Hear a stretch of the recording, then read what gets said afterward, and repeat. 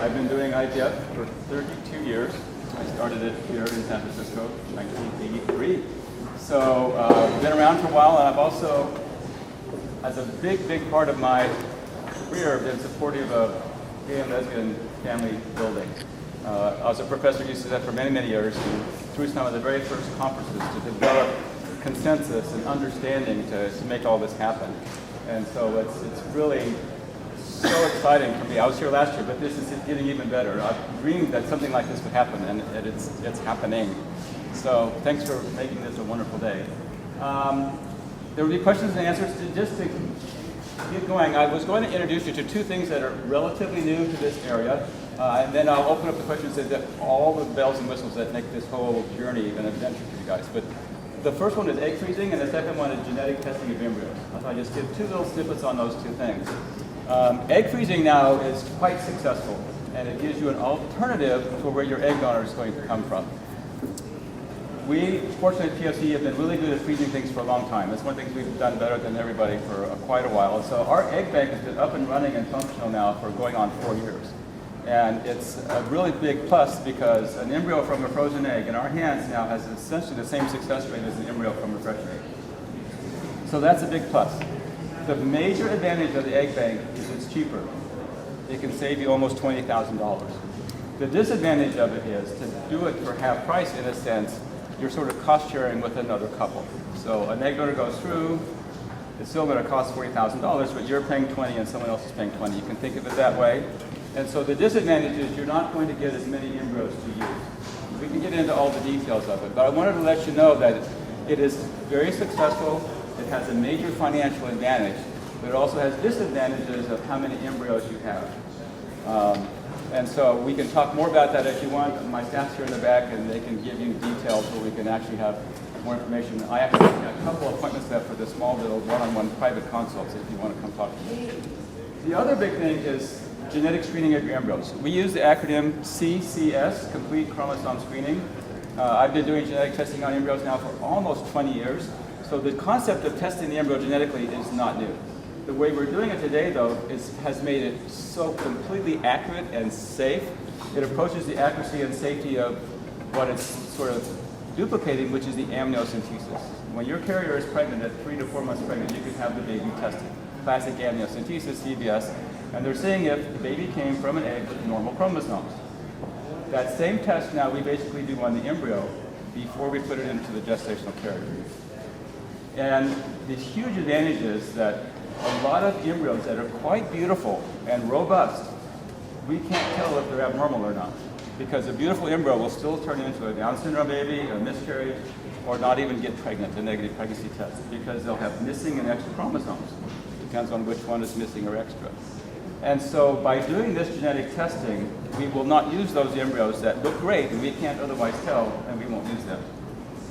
What that does, the main thing is it increases the pregnancy rate per embryo, not per cycle, but per embryo. So an untested embryo going back into the carrier, 65% chance of pregnancy.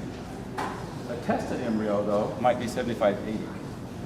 So it's nice that it makes you successful sooner, but also in some sense can save you some money because you might not have to go through as many transfers in the carrier. The disadvantage of testing are really only two. One is it's expensive. It's $4,000 to $5,000. The second is, to do it safely and accurately as we do now, the embryos are tested and frozen while we get the answer back. And every time we freeze and thaw something, it used to be we'd lose 20% of the embryos, now it's down to 2%. So that loss is still there.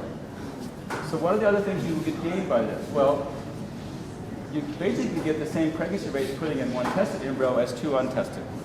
If you want to get a pregnancy rate of 75% with an untested embryo, you have to put in two. But guess what happens? You then get a 65% twin rate. Over here, you get the good pregnancy rate. Only chance of twins, identical twin. Sorry guys, I just can't prevent that one. The other thing is, this testing takes Down syndrome off the table. It never happened. Now that's pretty low, luckily in egg donors, but it still is out there. And that really is, and again, an emotional issue will go through with you. If you feel in your heart you can't terminate a child with Downs, but you don't want to really parent one either, that's a pickle to get into. Fortunately very rare, but testing takes it off. Miscarriages. Miscarriages, if an untested embryo from a donor egg is about 15%.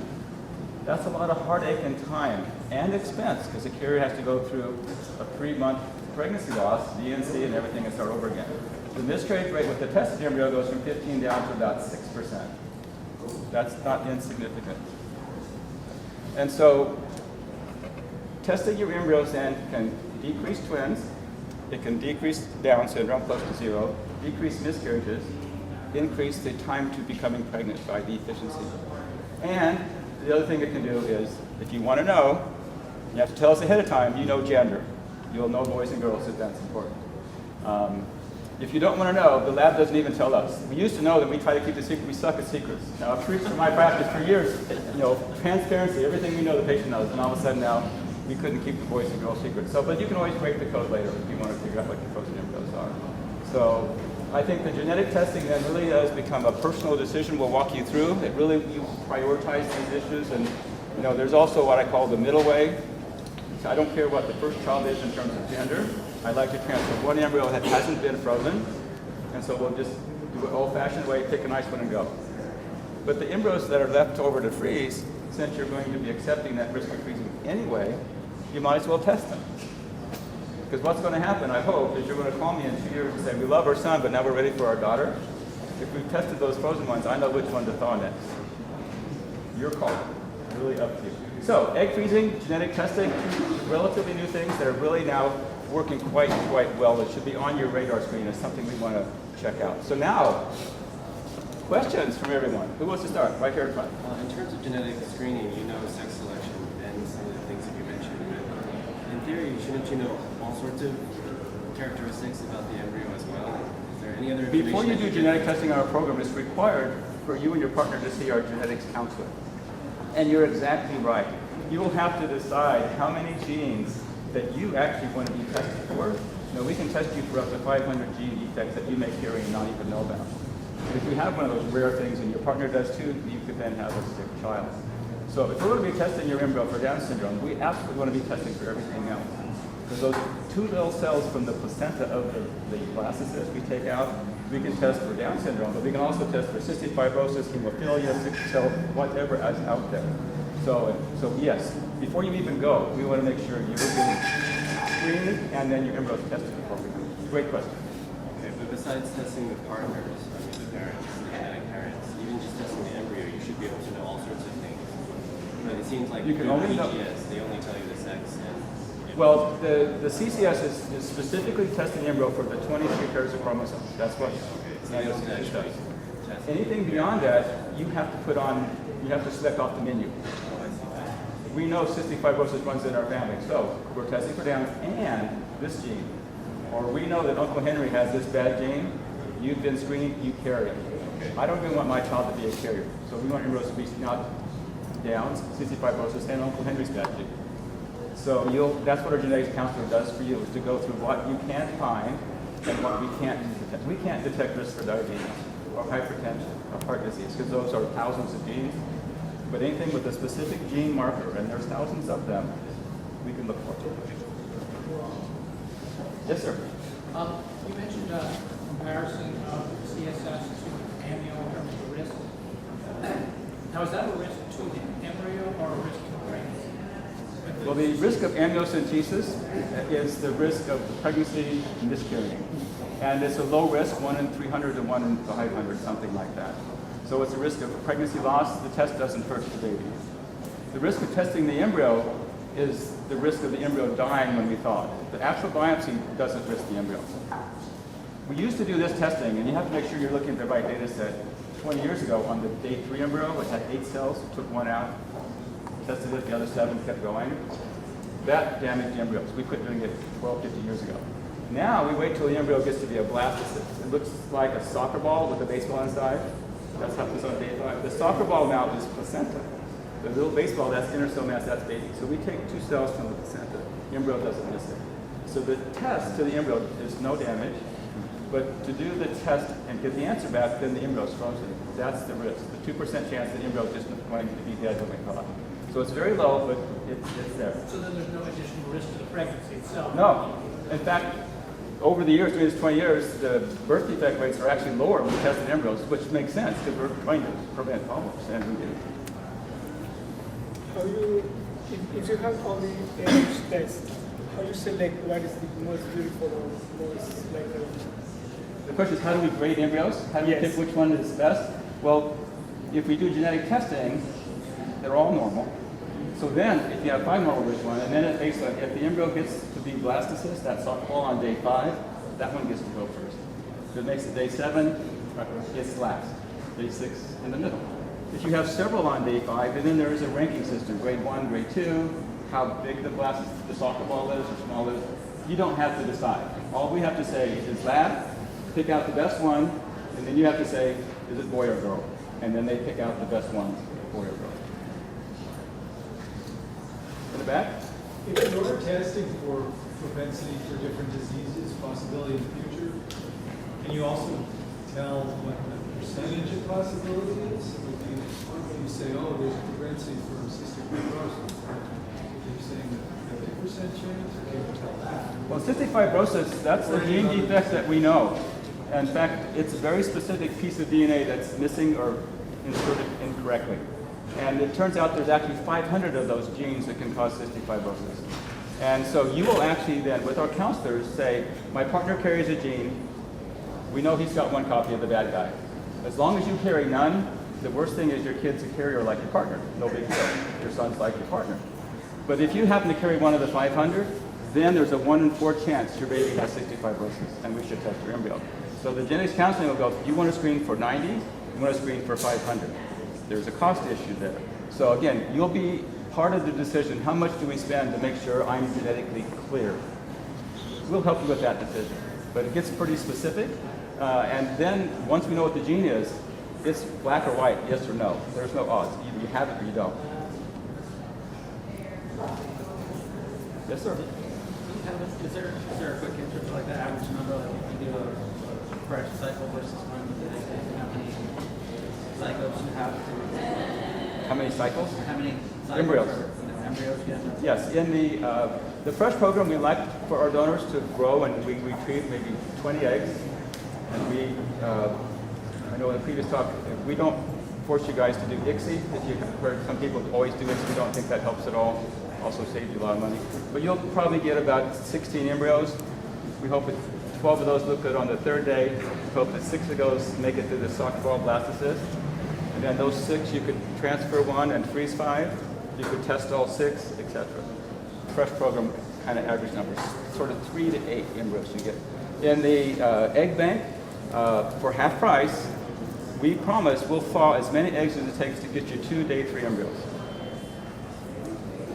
Now, they may thaw 5 eggs, 4 fertilized, 4 look great, and you end up with 4 soccer balls, blastocysts. But that's unusual. That's maybe 20% of the time. Most of the time, we hope you get 1 or 2 good ones in the egg bank. So the egg bank is best if you want just 1 child. If you think you want 2 kids, the fresh program, because you get more of the good embryos, is the better way to go. 5 minutes left. Another question. Yes, sir. In terms of sex selection, prior to PGS, is there a way to guarantee or increase the chances? Increase the odds of X or Y sperm fertilizing the egg. Because you all. There isn't. There was, but it's gone. Spinning the sperm and all that kind of stuff doesn't work at all. It's garbage.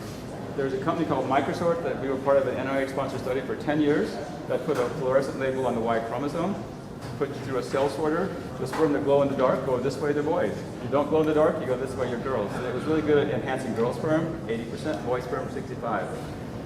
A few years ago, the study was stopped. The company stopped. We're afraid that it never came out why they shut it all down, but there might be a trend towards increase in birth defects. I was always nervous because that chemical, the fluorescent label, was going into the boy embryos. So they resurrected the program in Mexico City.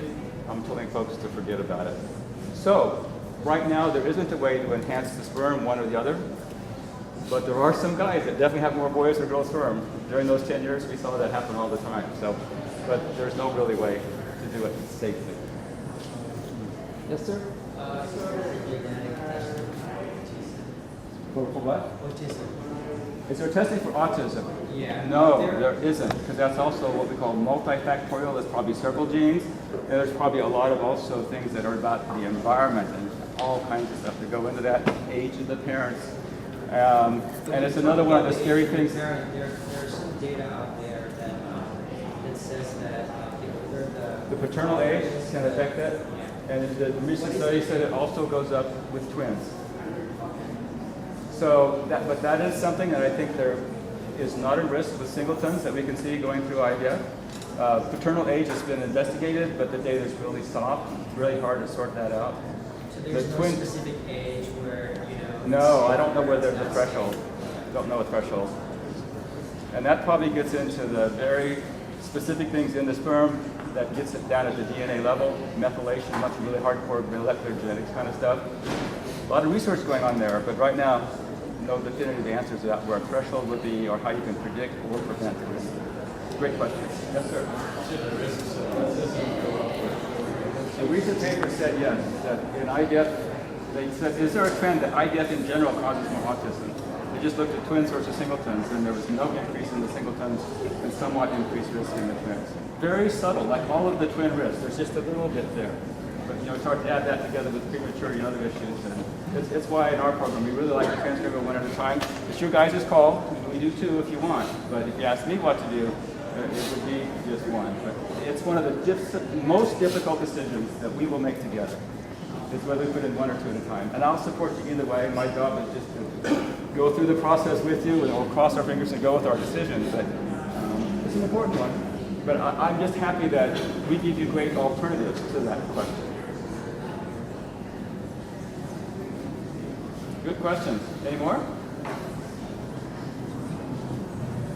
Okay. Well, if you do have more, we have information in the back. Our booth's right around the side of this wall. And there may be still some spots that I can meet with you individually later. And you can call me anytime, free 30-minute phone call. So, and good luck.